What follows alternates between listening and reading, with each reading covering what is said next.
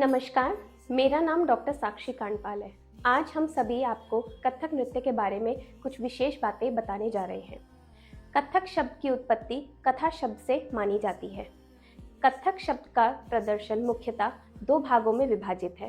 पहला नृत्य, दूसरा अभिनय। नमस्कार, मेरा नाम कृषा राजपाल है। कथक नृत्य उत्तर प्रदेश का प्रमुख शास्त्रीय नृत्य माना जाता है। नमस्कार, मेरा नाम अनन्या है। कथक नृत्य में 4 घराने होते हैं: जयपुर घराना, बनारस घराना, लखनऊ घराना और रायगढ़ घराना। नमस्कार, मेरा नाम समृद्धि है। कथक नृत्य में पैरों के संचालन को तत्कार कहते हैं। नमस्कार, मेरा नाम नमामि है।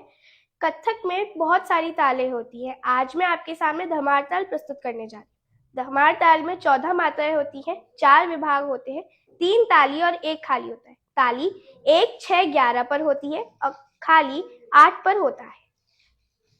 क धी ट धी ट धा अ ग ती ट